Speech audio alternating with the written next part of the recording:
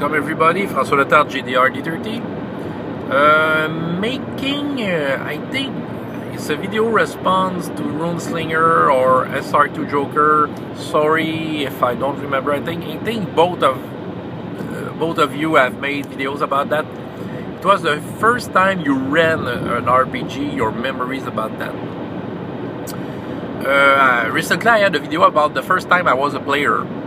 But during this short 4 weeks of my first campaign ever I was in, I have been able to put up a game at my home using the red box. You know, not the red box that everyone has a t-shirt of. The other one, the one before, you know, with there's a warrior on it and a dragon. Yeah, like the red box, everyone know, but there's a lady too, you know, with something, some kind of a green magic thing in her hand, and the red dress.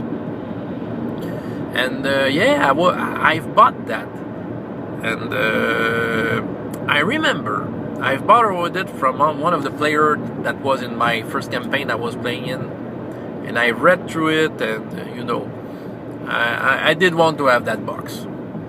And I took all my hard-earned money making some teenager's job, and we got to a store.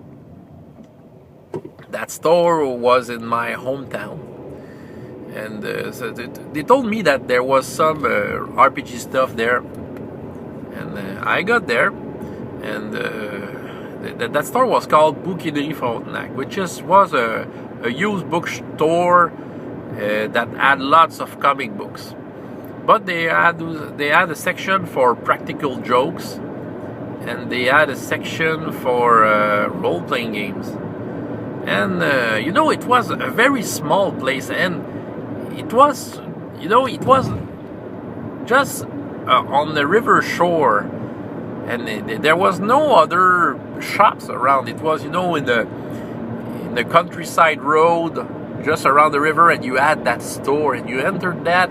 There was lots of role-playing stuff, you know. They had Marvel superheroes, James Bond, Indiana Jones stuff. They had Warhammer, and it was a small shop, but they had so much thing. And I've bought the red box, yeah, and I was quite happy. And I've also bought my first set of die there. When I came back home, I read the book. Didn't understand everything in it, but I knew how to make a character and run combat a little. And the first time I sat down with a player to roll his character, it was my brother. I have made a photocopy of the sheet, put that on the table, and said to him, you have to roll 3d6 for every stat. It was 3d6 in a row. First stat was strength. We took his 3d6, rolled them, and got an 18. So that was epic. The first time ever someone rolled a character and rolled 3d6 in front of me was an 18. So yeah, it was being a fighter was an obvious choice. So he made a fighter, and you know, it was a lawful fighter because you had only lawful, neutral, and chaotic. So he was a lawful fighter. He wanted to be the hero. It was very strong. So I remember rolling his character. I think he was called Biff, something like that.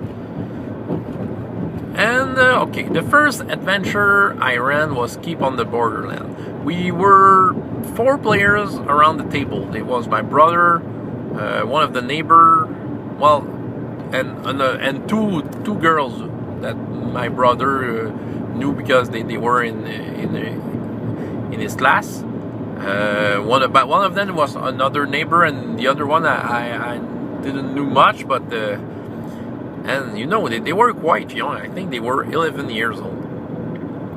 I wasn't very good at DMing, and I remember that I was struggling to find a mission through that module. I was reading the module, but back then I didn't understand that it was a big non-linear module, that the players could do anything in it. But you know, I was searching for a goal, I was used to fighting fantasy game books where there's a clear goal when you begin to read the book. I remember that one of the caves had some kind of an evil cleric in it, and I decided that it was a goal. Go kill the cleric. So these were very simple kind of goals. I wasn't searching for a complication here. So go kill the cleric. So I don't remember how they went, but something I remember quite well is that at some point, one of the player girl was playing a cleric too. I think she cleric. Why, she was a cleric, and I remember that she had very clever ideas. You know, she kind of understood the game and enjoyed it and had plans. You know, we could do that, and you know, she had plans to fight the cleric and sneak around him and all that. And she was, you know, giving her ideas. She was kind of leading the group, and yeah, she was really enjoying herself.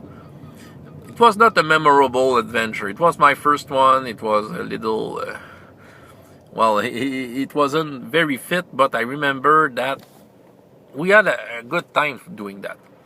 My brother and the other neighbor who came back to the game, I had them for a couple of years. The other two girls never came back, but I remember that the one who was playing the cleric had good memories of that session, because when I was, when I was meeting her afterward, she was often recalling me that little adventure we had, and that she had fun and all that.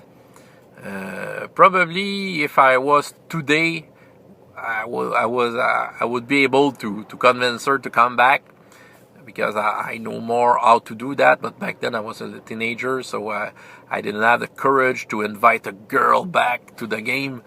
But nevertheless, that was my first experience, and yeah, I have fond memories of that.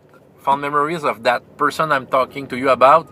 You know, in recent years, she died in a car accident, and you know, I didn't saw her, you know, in years. It's quite sad. You know, she was now a mother. I think she had 2 or 3 kids, and you know, something sad. You know, a sad accident.